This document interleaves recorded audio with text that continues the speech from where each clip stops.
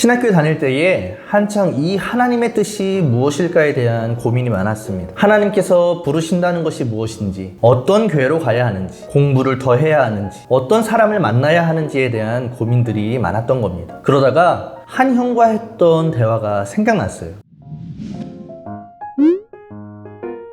안녕하세요, 쇼큐십니다. 언제나 우리는 하나님의 뜻을 물으며 살아갑니다. 무엇을 결정한다거나 선택하는 순간에 하나님의 뜻이 무엇인지 궁금하기 때문이에요. 혹시나 하나님이 아닌 잘못된 선택을 할까봐 걱정되는 마음도 있기도 하고요. 그래서 심지어는 연인 사이에 만나고 헤어지는 일들까지도 이게 정말 하나님의 뜻인지 아닌지를 묻곤 하는 것이 그리스도인들의 고민입니다. 오늘 창세기 24장은 이런 우리에게 하나님의 뜻을 어떻게 알 수 있는지를 잘 알려주고 있어요. 아브라함은 자신의 아들 이삭의 배우자를 얻기 위해서 한 종을 자신의 고향으로 보냈습니다. 그리고 그 종은 이삭의 배우자를 찾는 길에 하나님께 이렇게 기도하고 있어요. 창세기 24장 12절부터 14절까지가 종의 기도인데요. 그중 창세기 24장 12절을 제가 메시지 성경으로 읽어보겠습니다. 하나님, 제 주인 아브라함의 하나님, 오늘 일이 순조롭게 이루어지게 해주십시오. 제 주인 아브라함을 선대해 주십시오.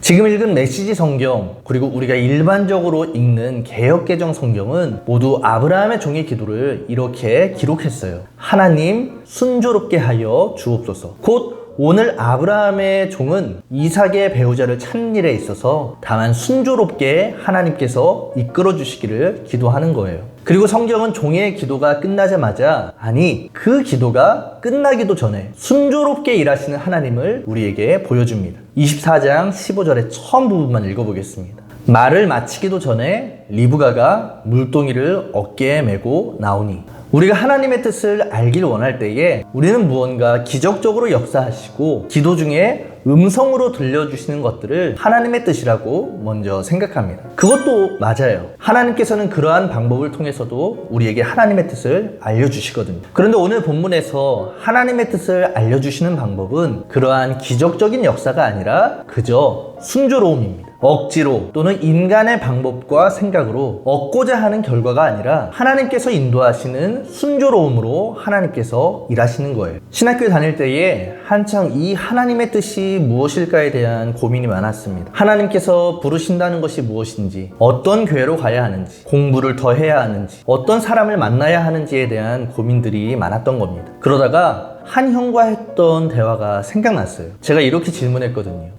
형은 하나님의 뜻이 뭔지 어떻게 알아요? 뭐가 하나님의 뜻이에요? 라고 질문한 겁니다. 그때 그 형이 이렇게 말했어요. 나는 하나님의 뜻은 자연스러움이라고 생각해. 사역지를 인도하시는 것, 공부를 더 한다는 것, 사람을 만나는 것 모두 하나님께서는 자연스럽게 인도하신다고 생각해. 억지로 하는 게 아니라 자연스럽게 이끌어 주시는 게 하나님의 뜻 아닐까? 그때 그 형의 말, 그리고 오늘 아브라함의 종이 하나님의 뜻을 분별하는 방법은 모두 순조로움에 있었습니다. 부자연스러움이 아니라 자연스러움이 하나님의 뜻인 거예요. 오늘 우리의 삶이 이러한 자연스러운 하나님의 역사 안에 쓰여지길 기도합니다. 우리의 생각과 우리의 계획이 하나님을 앞서서 억지로 쓰여지는 것이 아니라 우리를 가장 잘하시는 하나님께서 가장 좋은 길로 순조롭게 이끌어 주시는 아름다운 하루 살아가시는 저와 여러분들 되기를 기도합니다. 오늘의 묵상이 좋으셨다면 구독과 좋아요, 알림 설정 부탁드릴게요. 감사합니다.